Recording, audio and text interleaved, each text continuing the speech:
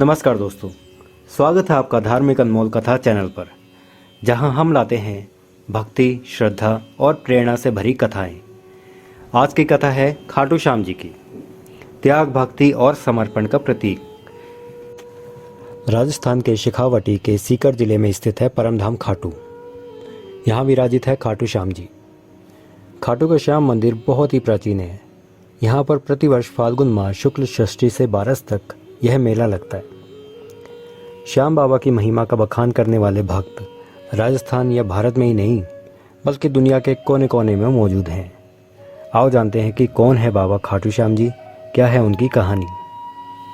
खाटू श्याम जी भगवान श्री कृष्ण के कलयुगी अवतार हैं।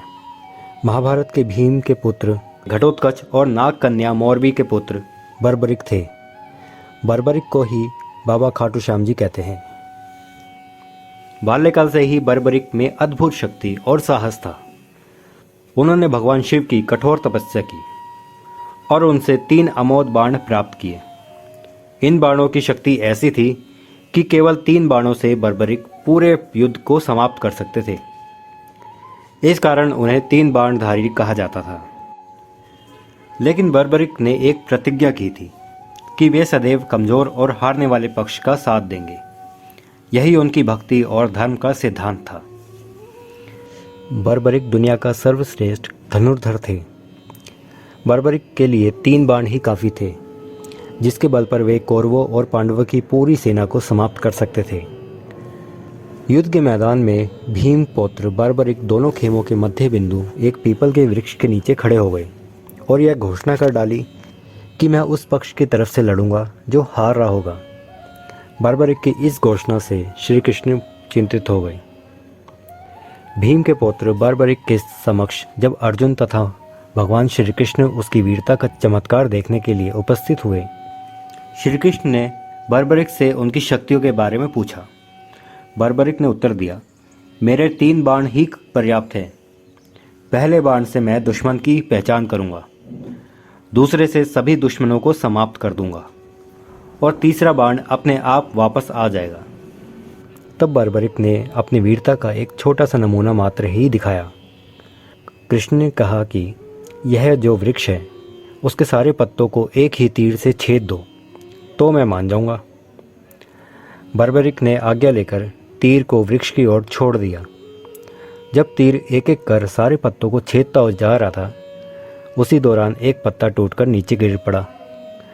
कृष्ण ने उस पत्ते पर यह सोचकर पैर रखकर उसे छुपा लिया कि यह छेद होने से बच जाएगा। लेकिन सभी पत्तों को छेदता हुआ वह तीर श्री कृष्ण के पैरों के पास आकर रुक गया। तब बर्बरिक ने कहा कि प्रभु, आपके पैर के नीचे एक पत्ता दबा है, कृपया पैर हटा लीजिए, क्योंकि मैंने तीर को सिर्फ पत्तों को छेदने की आज्ञा दे रखी है, आपके पैर को छेदने के लिए नहीं। उसके इस चमत्कार को देखकर कृष्ण चिंतित हो गए।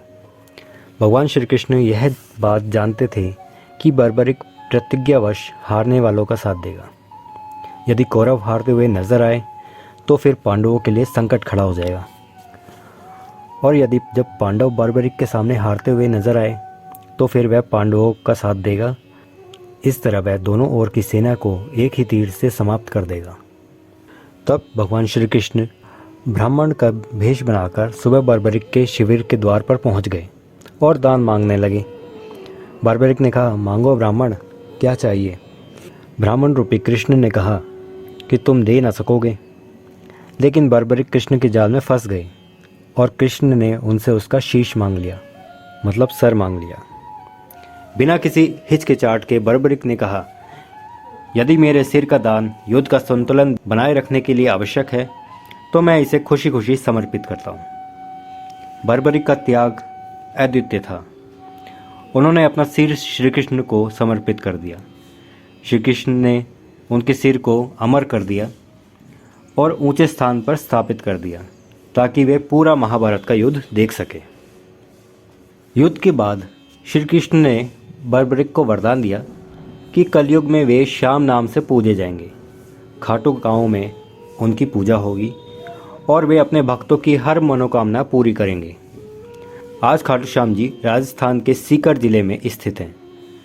उन्हें हारे का सहारा कहा जाता है क्योंकि वे हर दुखी और पीड़ित व्यक्ति की सहायता करते हैं।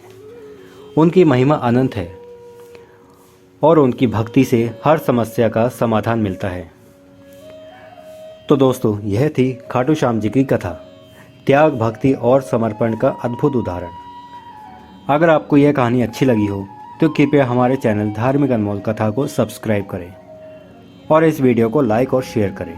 आपके सुझाव और आशीर्वाद हमें प्रेरित करेंगे और हम आपके लिए और भी सुंदर कथाएं लाएंगे। अंत में यही प्रार्थना करते हैं, श्याम बाबा का नाम लो, दुख दूर हो जाएगा। जय श्री श्याम।